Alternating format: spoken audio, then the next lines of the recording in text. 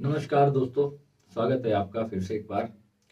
आज भाग 2 में हम जपजी साहिब में आगे बढ़ेंगे और आगे की चर्चा हम करेंगे, आगे का अनुवाद करेंगे। आज पहली पौड़ी मैं आपको बता रहा हूँ इसकी। सोचे सोच न होवई जे सोचे लखवार, चुपे चुप न होवई जे लाए रिहा लिबतार। इसका जो इंग्लिश अनुवाद भी मैं बता देता हूँ, जो हमारे इंग्लिश व्यूवर्स हैं उनको भी पता चल जाएगा। By thinking, he cannot be reduced to thought, even by thinking hundreds and thousands of times. By remaining silent, inner silence is not obtained. Even by remaining lovingly absorbed deep within. यानी कि जितना मर्जी हम उसको सोच ले, उस नाम को जिसकी हम बात कर रहे हैं, उस परमात्मा का जो एक ओंकार सतनाम है, उसके बारे में हम कितना भी सोचें, सोचने से जो है वो ऑब्टेन नहीं होता, वो हमें नहीं मिलता। उसकी जो ग्रेस है, उसकी ब्लेसिंग जो है वो हमें नहीं मिलती। और चुप पे चुप ना होई, यानी कि अगर जितना मर्जी कोई चुप होकर के बैठ जाए और साइलेंट होकर के, जैसे बहुत सी ध्यान विधियों में आप सुनते हैं कि आपको गुरु लोग बताते हैं कि आप जो है साइलेंट में बैठ जाएं और जो है अपना ध्यान जो है अपने भीतर लगाए।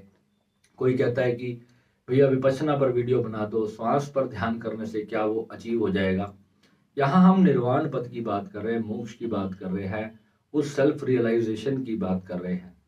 तो श्री गुरु महाराज जी ने जो हमें फरमाया है इसके अंदर, तो उन्होंने ये बताया है कि चुप होकर बैठ जाने से वो प्राप्त नहीं होता।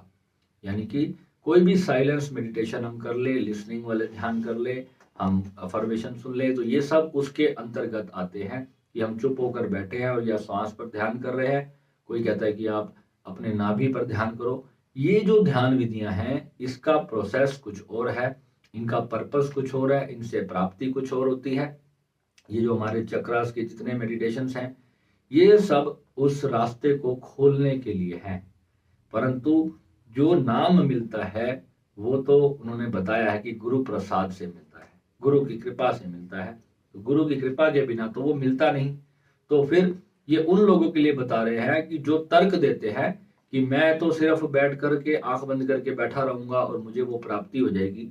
थोड़ा सा इनर साइलेंस आपको मिल सकता है, थोड़ी सी मानसिक शांति की अनुभूति हो सकती है, थोड़ी सी टेंशन कम हो सकती है, थोड़ा सा डिप्रेशन कम हो सकता है। परंतु इसका मतलब ये नहीं है कि आपको वो ईश्वर का सच्चा नाम मिल गया। वो नाम यूं नहीं मिलता, वो नाम पेड़ पर नहीं लगा हुआ कि वो ऐसे ही कुछ आप बैठ जाएंगे साइलेंटली या कोई मंत्र चैंट कर लेंगे तो जो है आपको प्राप्त हो जाएगा। वो केवल और केवल गुरु की कृपा से प्राप्त होता है। भुखिया भुख न उतरई जे बन्ना पुरिया पार, the hunger of the hungry is not appeased even by piling up loads of worldly goods. यानी कि जो इंसान है, जो साधना करता है, उसकी जो भूख है वो कभी नहीं उतरती। वो उसकी जो वासना है, उसकी तृष्णा जो है वो कभी भी समाप्त नहीं होती, जब तक कि उसको जो है उस ईश्वर का ओरिजिनल नेम नहीं मिल जाता। तब तक जो है वो भूखा ही रहता है, वो भटका हुआ ही रहता है। उसको जितना मिलता जाता है, उसकी इच्छाएं, उसकी वासनाएं और अग्नि की तरह भड़कती चली जाती हैं। वो शांत तब तक नहीं हो पाता। सहज सियाणा लख होई ता इक न चले नाल, hundreds of thousands of clever tricks but never, not even one of them will go along with you in the end। यहाँ पर गुरुजी क्या फरमा रहे हैं कि आप कितने भी सियाने हो जाओ, कितनी भी आप अपना दिमाग लगा लो, कितना भी आप अपना तर्क लगा लो, जब तक गुरु की कृपा नहीं होती, जब तक वो नाम आपको नहीं मिलता। हर ये पूरे जपजी साहिब के अंदर जो है बाबा जी ने जो है सिर्फ नाम के बारे में चर्चा की है कि नाम के बिना क्या है और नाम जिसको मिल जाता है उसको क्या प्राप्ति होती है। ये बहुत ही जबरदस्त अनुवाद है, आप इसको पूरा सुनिएगा, बहुत आनंद आएगा आपको और सच्चाई से भी आप रूबरू होंगे। तो यानी कि यहाँ बताया जा रहा है उन तार्किक लोगों के लिए जो ये कहते हैं कि हम ये चैंट कर लेंगे और वो ध्यान कर लेंगे, ये साधना कर लेंगे, वो साधना कर लेंगे और इससे जो है हमें मोक्ष पद मिल जाएगा। मोक्ष गुरु की कृपा के बिना जब तक वो नाम नहीं मिलता, उस नाम का अभ्यास नहीं होता, तब तक जो है साधक को मोक्ष की प्राप्ति असंभव है। किव सिचियारा होइए किव कूड़े तुट्टे पाल, so how can you become truthful and how can the wheel of illusion be torn away. यानी कि जो है आपका जो ट्रुथ है, जो जब तक आपको मिल नहीं जाएगा तो कैसे जो है वो सारा मिथ जो है वो चला जाए आपके जीवन से। जो अंधविश्वास है और वो जो धारणाएं हैं जो आपने अपने जीवन में निर्मित कर रखी हैं, कोई कहीं से ज्ञान प्राप्त करता है, कोई कहीं से ज्ञान प्राप्त करता है। ज्ञान कहीं से भी मिले, अगर सच्चा ज्ञान कहीं से मिल जाए तो बात उसी दिन समाप्त हो जाती है, उसके बाद ज्यादा इंतजार नहीं करना पड़ता। तो जब तक वो ट्रुथ मिलेगा नहीं तब तक जो है आपको उसकी सच्चाई नहीं मिलती, और जो इल्यूजन है, जो आपका भ्रम है, वो तब तक बना ही रहता है अध्यात्म के प्रति, ईश्वर के प्रति, कि मेरी असली सच्चाई कौन है, कि मैं क्या हूँ, मुझे कैसे आगे चलना है, कैसे मुझे प्राप्त होना है। तब तक सिर्फ हम एक ऐसे बच्चे की तरह भटके हुए हैं संसार में, जिसके माँ बाप से उसका हाथ छूट जाता है और उनको आगे का कोई रास्ता जो है वो नहीं मिल रहा होता।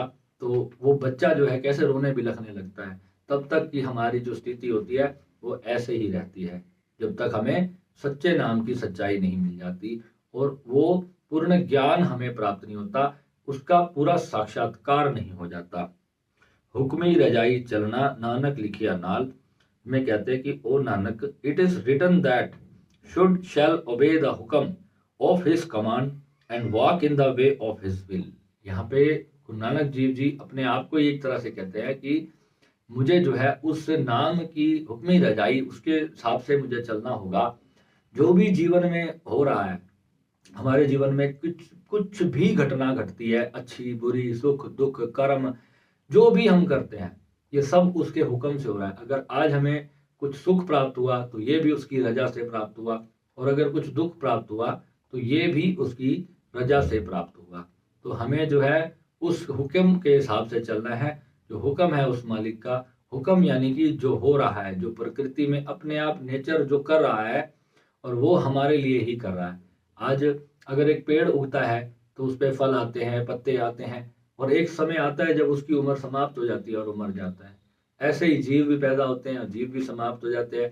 संसार के सुख दुख, जीवन, लोग सोचते हैं कि क्यों है जीवन, हम ये जीवन को क्यों जी रहे हैं। तो जीवन जीने का मतलब, जीवन जो है, ओशो इस बात को समझाते थे कि जीवन जो है वो निस्वार्थ ही जीना चाहिए, और जीवन जो है वो यूजलेस है, जीवन का कोई प्रयोजन नहीं है। कि हम सोचते ना कि जीवन क्यों मिला था, जीवन मिला था स्वयं को जानने के लिए कि एक्चुअल हमारा ट्रुथ क्या है और हमें इस जीवन से प्राप्ति क्या करनी है। जो असली खोज है हमारी लाइफ की, केवल वो ही हमने यहाँ पर जो है प्राप्त करने के लिए हम भटक रहे हैं। और फंसे कहाँ हैं हम? फंसे हम हैं माया में। माया जाल ने जो है, जो काल का बिछाया हुआ ये जाल है, जिसको वाणी ने काल कहा, उसको कुरान ने उसको शैतान कह दिया, है ना। हमारे उसमें प्रेत भूत ये सब कहते हैं, जो जो भी मतलब नेगेटिव शक्ति है, उसको मैं इस तरह से तो नहीं बता सकता। जो भी बुराई है इस संसार में, वो जो है किसी भी तरह की हो सकती है। मैं कहता हूँ एक छोटा सा मोबाइल भी है ना, तो वो भी बुराई है, क्योंकि वो भी जो है हमें अपने असली उद्देश्य से भटका करके माया जाल में, इंटरटेनमेंट में, दुनिया में, फिल्मी दुनिया में, इन सारी चीजों में जो है हमें फंसा करके रखता है, और हम इसी में खोए रहते हैं और अपनी रियलिटी को भूल जाते हैं। ध्यान की असली प्राप्ति वो है, बार बार 24 घंटे आपको आंख बंद करके ध्यान में बैठने की आवश्यकता नहीं। ध्यान की अंतिम जो चरम अवस्था है वो है जब आपकी आंख खुली है, आप बैठे हो, आप बात कर रहे हो, आप खाना खा रहे हो, कुछ भी कर रहे हो, आप बॉर्न इनलाइटेंड हो गए। आप जो जो जीवन से पहले आपकी स्थिति थी, आप उस स्थिति में आ गए। तो वो स्थिति जब आपकी अचीव हो गई तो समझ लो आपने फिर सब कुछ पा लिया। उसके बाद अब जैसा भी जीवन चलेगा, जो भी सुख दुख आएंगे, जब भी मृत्यु प्राप्त होगी, तो चेतना जो है सदा सदा के लिए अपने गंतव्य में, अपनी असल स्थिति में जाकर के मर्ज हो जाएगी। तो वो जो है निर्वाण स्थिति कहलाएगी, मोक्ष स्थिति कहलाएगी। उसी को निर्मल स्थिति भी कहते हैं, क्योंकि सनातन में उसको निर्मल स्थिति कहा जाता है, और कई जगह पे उसको सतलोक की प्राप्ति कही, किसी ने कहा वैकुंठ, जहाँ पर जो है भगवान श्री हरि विष्णु का जो इटरनल धाम है। क्योंकि जो सा भी आप शास्त्र पढ़ोगे, अगर आप शिव महापुराण पढ़ोगे तो आपको लगेगा कि सबसे ऊपर शिव है। अगर आप भागवत पढ़ोगे तो आपको लगेगा सबसे ऊपर जो है भगवान श्री हरि विष्णु है। तो जोन से भी भगवान का रामायण पढ़ोगे तो आपको लगेगा कि राम ही ब्रह्म है। तो कहने का मतलब भाव सिर्फ इतना है कि जो भी संसार में आया वही तो उस ब्रह्म की शक्ति से उत्पन्न हुआ, ब्रह्म से ही उत्पन्न हुआ और ब्रह्म ही है। जब उसने प्राप्ति करी तो वो भी ब्रह्म हुआ। भगवान बुद्ध भी ब्रह्म है, भगवान शिव भी ब्रह्म है, और गुरु नानक देव जी भी ब्रह्म है। तो जिन्होंने जो है उस अनंत अपने स्वरूप को जान लिया, तो वो हमारे बड़े जो हमारे भगवान हुए, हमारे गुरु महाराज हुए, उन्हीं के पद चिन्हों पर चलकर, उनके चलाए हुए मार्ग पर चलकर ही हमें सफलता प्राप्त होगी। अगर हमें गुरु नानक देव जी ने कहा है कि तुम सेवा करो, गुरुद्वारे में जाओ, सेवा करो, लंगर करो, लोगों की जो है भूख मिटाओ, किसी गरीब को खाना खिलाओ, तो उससे आपको ब्लेसिंग मिलती है। ब्लेसिंग मिलेगी तो ब्लेसिंग जो है पॉजिटिव एनर्जी आपके जीवन में लेकर के आएगी। आप किसी भूखे को खाना खिलाओगे, किसी जख्मी का अगर आप मरहम पट्टी करा दोगे, तो ये सारी चीजें जो है वो आपको ब्लेसिंग प्रदान करती है। तो सेवा, साधना, संकीर्तन, ये तीनों चीजें जो है गुरु नानक देव जी ने दी है, और ये हम सबको करनी चाहिए। तो ये जो चीजें हैं, सब कुछ जो है, जब नाम आपके जीवन में आता है मालिक का, परमात्मा का, भोलेनाथ का, ओंकार जब आपके भीतर आपको सुनाई देने लगता है, तो आपका मन जो है वासनाओं से छूट करके उस दिव्य शांति को प्राप्त करता है, और तब जाके सेवा करने का भाव आपके भीतर स्वतः ही प्रकट होने लगता है, आपको करना नहीं पड़ता। और जब आप केवल भक्ति मार्ग से ही अगर किसी भी जाप का पाठ भी करते हैं, भगवान का स्मरण भी करते हैं, भगवान को सच्चे मन से मंदिर या गुरुद्वारे में जाकर के आप सच्चे मन से माथा भी टेकते हैं और उनके समर्पण में जाकर के अपने आप को झुका भी देते हैं, तो भी जो है आपको ईश्वर की कृपा प्राप्त होती है। कई बार तो बिना गुरुओं के ही आपके भीतर भगवान का नाम प्रकट हो जाता है।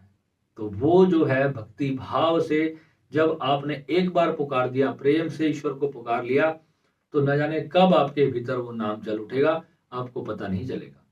ठीक है, तो ये आपने आज पहली पौड़ी समझी। आई होप आपको अच्छी लगी होगी। अपने दोस्तों मित्रों के साथ शेयर करें। मिलते हैं अगले भाग में। नमः शिवाय।